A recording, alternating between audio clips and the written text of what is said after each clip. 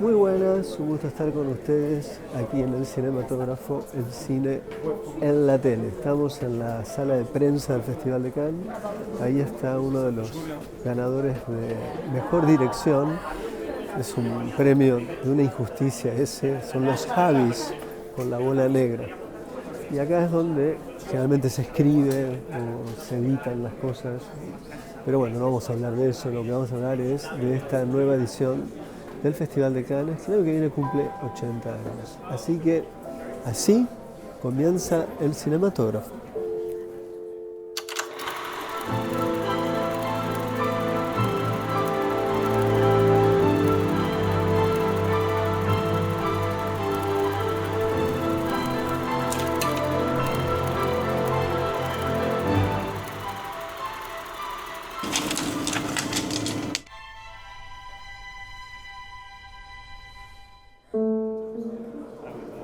Vamos a hablar un poco de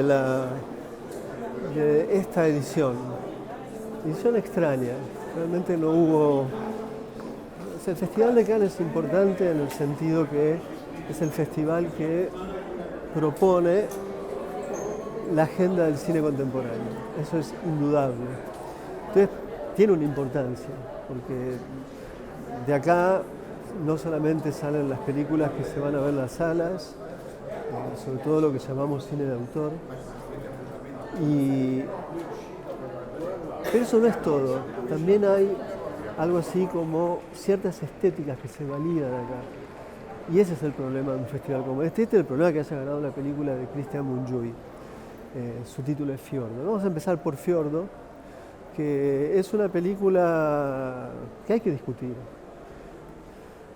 Está basado en un caso que sucedió en Noruega, a propósito de una familia mitad rumana, mitad noruega. La mujer era noruega, el marido era rumano, o es rumano. Tienen cinco hijos y viven una vida de acuerdo a una forma radical del cristianismo. Un cristianismo con prohibiciones, con interdicciones del tipo: los chicos no podían ver YouTube, no podían usar internet, etcétera, etcétera. Eso no es tan importante. El tema es que, a propósito de algo que sucedió efectivamente, el film trabaja de un modo, el drama que tiene, con una absoluta asimetría respecto de cómo los personajes que pertenecerían y representarían lo que podríamos llamar en términos generales el progresismo, son literalmente estereotipos. Y no solamente estereotipos, son estereotipos monstruosos. El juez que tiene la causa, el fiscal, la abogada que le dan en un primer momento,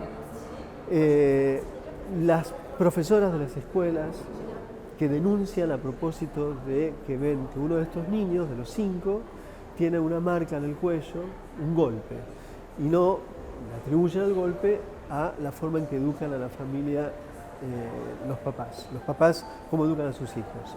Bueno, todo esto lleva a que hay una suerte de... La película funciona como una suerte de organización maléfica llamada Child Protection, protección del niño, que termina quitándoles los hijos a los padres hasta que prueben que son inocentes. No solamente tienen que probar que son inocentes, sino que tienen que conseguir que le devuelvan a sus hijos y además, junto con eso, probar que es inocente, porque de no hacerlo,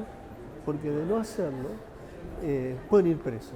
Entonces, claro, visto así, la película es verdaderamente monstruosa, es un delirio. Es decir, básicamente es la tesis de alguien como, lo voy a nombrar, Agustín Laje, o cierta ultraderecha argentina y del mundo, que tiene un concepto loco, errado, de del progresismo, que implica, en general, el progresismo implica justamente las posibilidades de vivir en una sociedad equilibrada, en el sentido pluralista del término.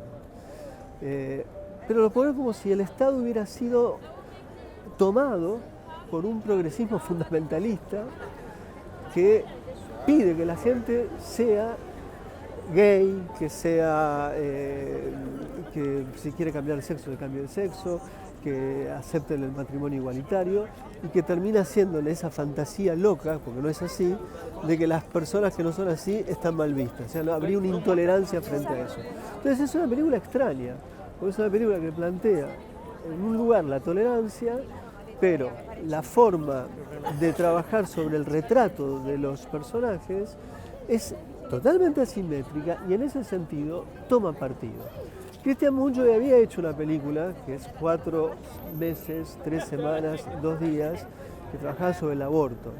Es lógico en un lugar, la paranoia respecto del lugar del Estado, en el universo, en el imaginario rumano, habiendo tenido el Estado a un dictador como Ceausescu, muchas veces pasa que eso se proyecta hacia otros espacios de interpretación que son erróneos.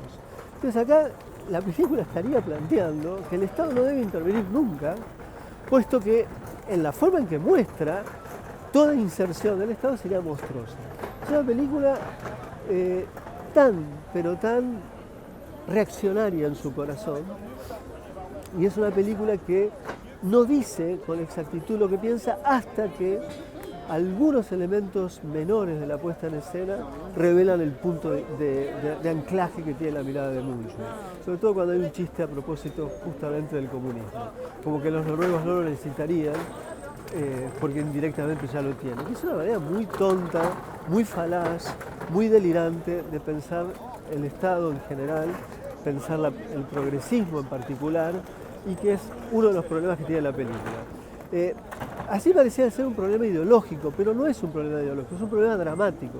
Porque si uno habrá de trabajar, teniendo incluso un punto de vista, tiene que trabajar sobre las sutilezas, las diferencias, las posibilidades que tiene cualquier ideología, cualquier discurso, tiene siempre matices. La película no tiene matices para lo que sería lo progresista y tiene muchos matices para lo que sería el cristianismo, fundamentalismo cristiano.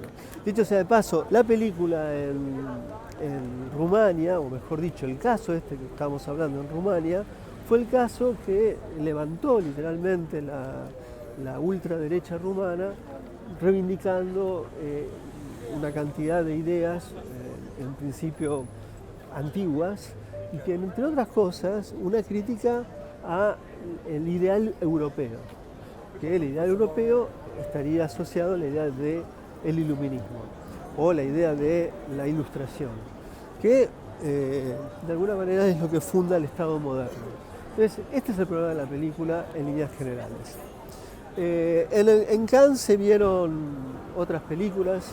Me parece que es importante hablar de la película de Hamaguchi, un film muy hermoso, en el que una mujer que trabaja con personas que viven en lo que sería en Argentina un hogar de ancianos, pero que en realidad son mayoritariamente personas que tienen o van a vivir el Alzheimer, o sea, tienen problemas cognitivos y tienen una idea muy peculiar de trabajar sobre algo que le llaman, es un método. El método es muy simple, porque se trata de hablar, tocar, mirar, y hay un cuarto elemento que es la verticalidad, porque sugiere que las personas sienten su dignidad cuando pueden estar verticales, caminar y estar paradas firmes. Bajo esa idea, en una clínica, trabajan a propósito de estos lineamientos con estas personas. Hasta ahí las cosas están bien, o es una película relativamente normal. Pero en un momento se encuentra con una mujer que hace obras de teatro, que se está por morir de cáncer Y la película no juega la carta del miserabilismo ni del sentimentalismo, es otra cosa. Y hay un encuentro a propósito de una obra de teatro que pone en cuestión todas las ideas de la deshospitalización de los locos. O sea, toma una beta de crítica a las instituciones y en la forma en la que ella habla, ella entiende que lo que ella está haciendo con las personas de Alzheimer es lo que está escuchando en esa representación. Y se hacen amigas. La película ahí, por aproximadamente 1 hora y 10, es un verdadero viaje.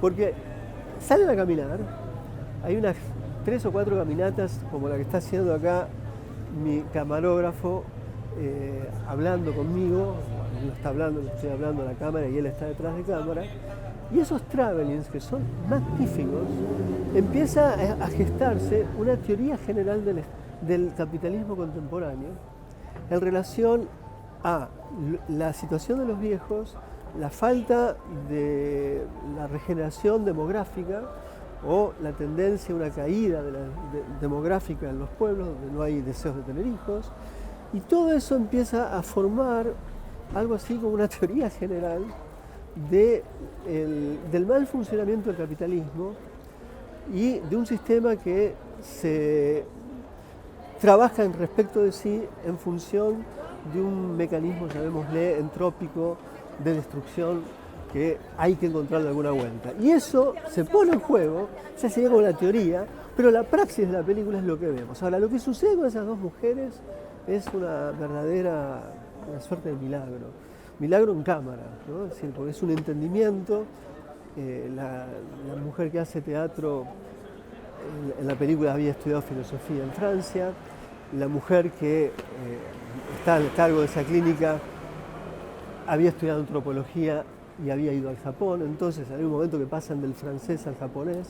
Es una película tan extraña en su estructura, pero que termina siendo verdaderamente una película completamente alejada de lo que había hecho Hamaguchi. Si bien hay 3 documentales de Hamaguchi que aparece esta idea de comunidad, del diálogo en la comunidad, de las entrevistas, sobre todo lo ha hecho en los documentales, y en la última, El mal no existe, creo que era el título en español, sí aparecía en esa también la reflexión o el intento de que una comunidad pueda pensarse. Y esto aparece aquí a propósito de la comunidad de terapeutas, ayudantes, directivos y internados en este lugar que se llama el jardín, creo que es el Jardín de la Felicidad, que es donde están los viejitos que están con el Alzheimer. La película es un hallazgo. No pensé que Hamaguchi podía hacer un salto de este nivel. Así que esto para empezar con 2 de las películas de este festival. 私、進行がんで余命半年って言われて、急に具合が悪くなるかもしれないって。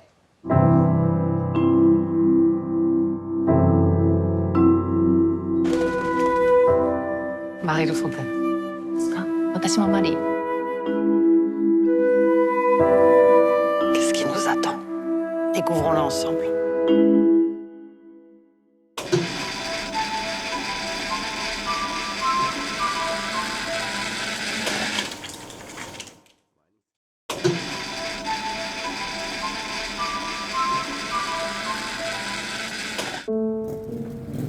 Respecto de los otros premios, si es que hay que hablar de los premios, pero hay que hablar de los premios porque son las películas que después se van a ver. Mejor dirección fue un premio ex aequo y por quienes se hablaron en el momento de decirlo se pudo entender inmediatamente quién votó por quién y cómo no llegaron a un acuerdo para que Pawel Pawlikowski, que probablemente era una película importante de este festival, cuyo título es Fatherland, no tiene nada que ver con Nicolás Prividera, Tierra de los Padres, y La Bola Negra, la película de los llamados Los Javis. Solamente de esta segunda película voy a decir que es la Emilia Pérez de este año, una película que trata de reinventar un presunto texto perdido de García Lorca, y a partir de distintos tiempos históricos de la propia España, de alguna manera es un alegato a la tolerancia y a la libertad sexual, y junto con eso hay una lectura de la política española que ni siquiera podríamos decir es de Wikipedia, ni siquiera podríamos decir que es de inteligencia artificial. Es de un grado de... Alguien dijo por ahí, y creo que es correcto la noción, pornografía de la memoria. Eso significaría un uso absolutamente obsceno de reconstrucción del tiempo histórico para decir y hablar de otras cosas. Es un uso de la historia en un sentido negativo. Así que no vamos a decir mucho de la película, que en su momento, si se llega a estrenar, hablaremos. Pero la de Pawlikowski es una película importante. Básicamente retrata el regreso de Thomas Mann a Alemania, específicamente a la ciudad de Frankfurt, después de estar autoexiliado junto con su hija y su hijo, desde el 33 en adelante, cuando Hitler gana las elecciones y toma el poder. La película tiene dos líneas. Hay una que quizás es la más débil, que tiene que ver con la reconstrucción ideológica de ese entonces. Es el intento de que Alemania vuelva a restituir su dignidad, porque es una nación que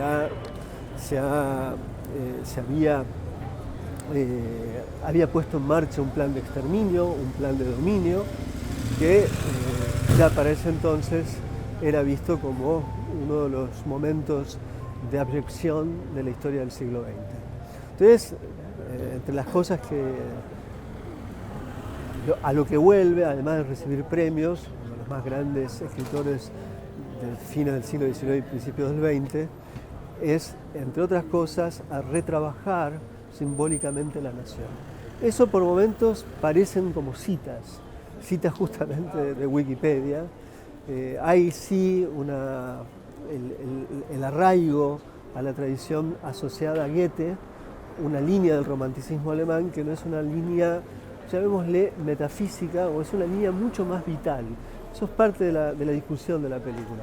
La otra parte de la cuestión pasa por el suicidio del hijo de Klaus, que también era escritor, y la dificultad para que Thomas Mann hiciera hacer su duelo, y por el otro lado, junto con eso, su hermana, que también hace su duelo. La hermana lo acompaña al lugar de la mujer de Thomas Mann a Alemania, eso se dice en el inicio. Pawlikowski lo hemos visto, se ha estrenado en Argentina Cold War, se ha estrenado Ira. Es un cineasta muy peculiar a la hora de encuadrar. Yo creo que la película en ese sentido tiene los encuadres más, no por vistosos, más precisos en este caso. A veces son vistosos, pero más precisos, justamente son encuadres donde uno puede ver en el encuadre algo de la cultura de ese país, de la rigidez de los cuerpos, de la rigidez de una comunidad que tiene que cambiar, pero es tan rígida que no puede hacerlo. Y ahí la forma en la que filma ese tipo de composición, cuando ponen el conjunto, el grupo, lo que uno puede ver es la rigidez. Y es muy interesante cómo lo hace, en ese sentido. Tiene un final maravilloso, en una iglesia, también ahí hay 4 o 5 elementos. Hay un sueño increíble, que es el sueño en el que Mann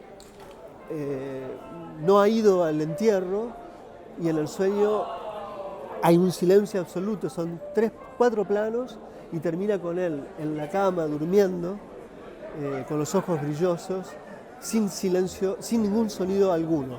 Es un momento increíble en la película, como su final, que es el momento del duelo en una iglesia mientras que suena Beethoven. Vamos por acá porque hay mucho ruido. Fue una de las grandes películas. Podríamos hablar de otras que no vienen ahora al caso, pero no querría dejar de decir, bueno, por un lado que ha ganado el argentino Federico Luis, lo hemos entrevistado, ustedes lo han visto la semana pasada, y también estuvo Lisandro Alonso con una gran película que es La libertad doble. ¿Quién iba a decir que Alonso iba a hacer una película política? Probablemente muchos de sus detractores jamás lo hubieran concebido. Pero lo ha hecho. Lo ha hecho porque es probable una película muy concreta, muy precisa, de volver a la vida del hachero, que fue el puntapié inicial del minimalismo poético del cine latinoamericano. Vuelve con ese personaje que es Misael Saavedra, pero en algún momento de la trama, que el inicio repite mucho de lo que era aquella película La Libertad, es decir, el levantarse a la mañana, el estar en el desayuno, desayunando antes de ir a trabajar con la madera, con el fuego prendido y el fuego iluminando. Ese hábito y ese hábito que puede ser rito, pero que también es repetición, llega un momento que se rompe. Y se rompe cuando aparece una hermana. Y una hermana que está en un manicomio, y en un hospital. Y en una hermana que además, en ese momento, porque llegan los cortes del Estado, ni más ni menos que a un lugar perdido de la Pampa, no la pueden contener más. Entonces tiene el hermano que ir a buscar. Y el hermano la va a buscar. Y la escena en la que se trabaja, o aparece este discurso del ajuste, es de una precisión, es tan concisa como contundente. Y podemos ver ahí algo que es muy difícil de ver, cómo las decisiones desde el palacio tienen una afectación, tienen una consecuencia en lugares insólitos, alejados, como por ejemplo en esta mujer, interpretada por la extraordinaria actriz que tiene el mismo apellido de Misael, que es Saavedra, pero que no es hermana. Pero en la película pegan, ¿no?, los nombres del cartel con la ficción que son hermanos. Es una película donde se ve a Alonso con esa capacidad tan peculiar de encuadre, tan peculiar de cámara. La cámara para mí en las películas iniciales, y en esta lo tiene, hay algo de una dimensión flotante, como si las cámaras estuvieran en una situación de flotación cuando filma sus alrededores. Es una película muy hermosa la que ha hecho Lisandro Alonso. Y el otro gran film, que quizás lo vamos a dejar para hablar a fondo más adelante, es el diario de una camarera, una película notable de Radu Jude, donde Jude hace todo lo que Mungiu no sabe hacer. Es decir, Jude comprende muy bien los límites del progresismo. Es una película sobre el autoengaño, porque básicamente es una mujer que trabaja como camarera, es la mucama, sería para nosotros, en una casa de gente de clase media, no alta, pero casi alta, de Francia, con ideas progresistas, muy bonitas, pero claro, cuando la salida de la mucama implica perder la estabilidad, el orden, la comodidad de vivir como viven, de alguna manera no le permiten viajar cuando ella quiere a ver a su hija, que está viviendo con su abuela en una zona rural de Rumania. Todo ese trabajo de Jude en la película es notable, porque por un lado lo que vemos es cómo una clase que se piensa así progresista no llega a entender las concatenaciones que tienen las decisiones que toman. Y hay una escena brillante donde aparece la abuela de la familia que ha tenido un accidente y en un momento recuerda el Mayo francés. Ese momento de la película es el momento donde se está filmando la conciencia de esa persona, entendiendo que se ha autoengañado a lo largo de su vida. Es un momento increíble de la película. La contrapartida es lo que Alonso se preguntó en un primer momento y se pregunta nuevamente ahora: ¿qué significa la libertad? ¿Qué significa la libertad para los que no tienen poco y nada? ¿Qué significa la libertad respecto, en este caso en particular, de alguien que trabaja y que quiere ir a su hija y no puede? Bueno, esas son las preguntas que se hace Jude, y lo hace de un modo contundente, y algo que desconoce absoluta y completamente el señor Mungiu. Mungiu no tiene un ápice en su sangre cinematográfica de comicidad o de humor. Jude trabaja con la risa, con la comicidad como elemento esencial del pensamiento, y por eso sus películas son tan contundentes, porque la risa siempre es el lugar de inscripción en donde la ideología se puede desbordar en sí misma o puede perder sus goznes, y en ese sentido uno puede ver el problema, ¿no? Entonces lo hace de un modo genial y es una de las grandes películas de este festival. Hubo otras películas, pero me parece que no va a dar nuestros tiempos. Así que desde el Festival de Cannes de este año hemos hecho todo lo que hemos podido para llevarle el festival a la casa. Hablamos de estas películas, la semana pasada estuvimos con Federico Luis hablando para los contrincantes, y esto es todo por hoy. Está la luna ahí, mirá. ¿La enfoca? Está esta señorita, y esto es Cannes cuando termina.